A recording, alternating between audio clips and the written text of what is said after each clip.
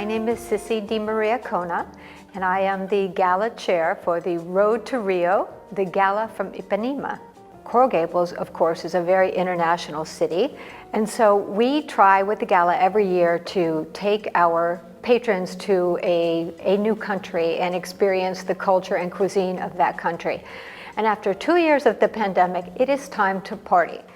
I think I've always had an interest in how information impacts community, in a way much more even than the journalism itself. I've always been a fan, a supporter. I've never actually been a journalist. I've always been in support of journalism on behalf of the community. For me, from the beginning, even when I was editor of the newspaper in college, and later when I was a legal aid lawyer in Hartford and in New York at Newsday, and of course here in Miami as publisher of the Herald, for me, the most important part of the function was informing community, so in the words Jack Knight used to use, so people can determine their true interest. But for the people to determine their true interest, they have to be well and disinterestedly informed. So I begin with, I know it's impossible for me not to be biased. I know it's impossible for you not to be biased. We bring that baggage. But the beautiful thing about American journalism is that our goal was, is, and ought to be to actually tell the most honest version of what actually happened, and then let the people decide.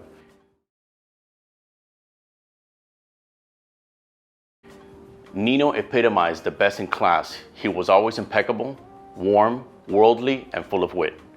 Nino and Café Abraches became synonymous with the best that Coral Gables had to offer.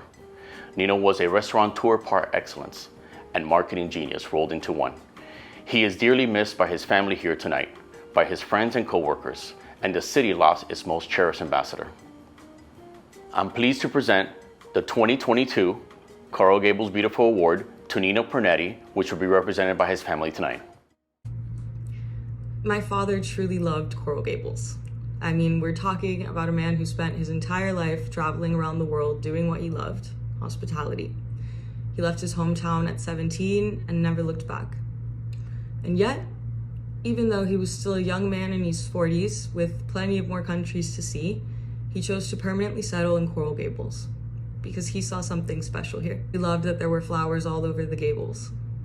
But he loved that, in conjunction with its beauty, the Gables is also a hub for business and commerce, and that so many of Miami's most important business leaders live and work here.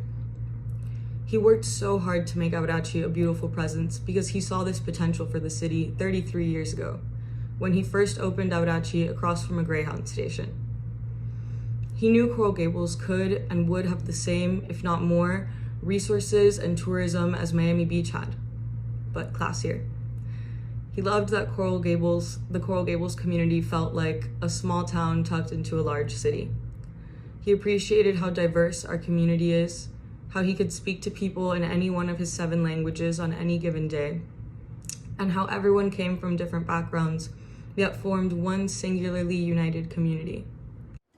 I've gotten so much from all the organizations I've been involved with, much more than I've given, and allowed me to feel tied to the community, build friendships, and just joy, and I hope to continue to do that for many years to come. I'm born and raised in Miami. I love this community through the example of my parents and our family and friends and the schools I went to. I just wanted to be rooted in this community and have an impact. So this specifically what I do with community banking, it allows me to deal with folks in our community and businesses in our community and the organizations that really build and make our community special. Well, in our move down here from Chicago, we wanted to get involved with the community. So we started to join social events and attend them. And basically we had invitations to different boards. Miami City Ballet was one of the great ones. I got a chance to be president at the time of the artistic change of directors, and we had some problems. And at that time, Barbara was sitting on the board, and they invited. And I think there's been other organizations. I was lucky to be involved with the New World building. So I think I had a great time doing things that were productive and great things, being socialized with a lot of nice people I met. He's pretty busy, and I try to do a little bit every once in a while and help a little too. We're absolutely delighted to be presenting the Coral Gables Community Foundation's 2022 Education Award to our dear friend, Dean Shelley Berg. Shelley Berg is immensely deserving of this recognition. Within our community, he is principally known as the Dean of the outstanding Frost School of Music at the University of Miami, and in that capacity, he is a personification of education. Nationally, Shelley is extraordinarily well known as a gifted performer and composer. One of the criteria that makes Shelley Berg so deserving of this Education Award is his magnificent talent for not only teaching and nurturing his students to acquire the music skills that they may need, but more important, for imparting in his students his indescribably high energy and deep passion for the power of music to improve their lives. Congratulations, Shelley Berg, on being the recipient of this Education Award. You are a gift to not only your students, but to our entire community. We're especially pleased to be a part of tonight's celebration of our highly respected friend, Dean Shelley Berg, and of the other outstanding honorees being recognized tonight by the Coral Gables Community Foundation. You know, there are different communities that we serve, and one is the music education community, and that's a national, international community. And the innovations that we've put in place in the Frost School are affecting what's happening in the international music education community. That is very gratifying to not only me, but all my colleagues who work so hard to do that. And I think in our community, you know, the Frost School has become a beloved resource. We're there at times of celebration, we're there at times of sorrow.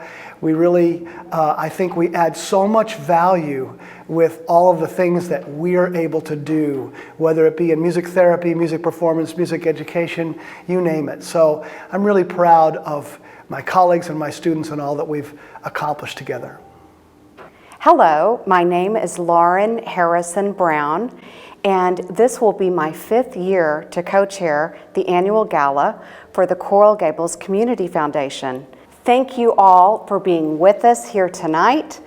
We are so excited to celebrate our very deserving honorees. Congratulations to each of you. I was born in Coral Gables, and my family moved here over 100 years ago. My father worked for George Merrick's Coral Gables Corporation, and my parents met at a tea dance at the Biltmore. Well, when the Biltmore was a veterans hospital, it had a chapel, and it had daily mass at 6:30 a.m. So at the year of, I guess I was 12 years old, I was asked to come and play the organ and sing those daily masses for $1 a day. So at the end of the week, on Friday, I would get $5, which I would in turn donate back to the chapel and to the things. So I guess you say two things. At 12 years old, a very early age, I discovered what I wanted to do for the rest of my life, and it was my first experience with philanthropy. The art and culture of Miami-Dade and Coral Gables would not be possible today without the generous support of foundations such as the Knight Foundation, the Coral Gables Community Foundation, the patrons, the volunteers, and you, the audience. You know, it's the Sports and Wellness Award, and obviously Alonzo has all of the accolades in the sports department. 2006 NBA championship, 2-time NBA Defensive Player of the Year, and a Hall of Famer. And what's incredible is his dedication to this community. He played many years here and then came back and is an executive with the Heat organization.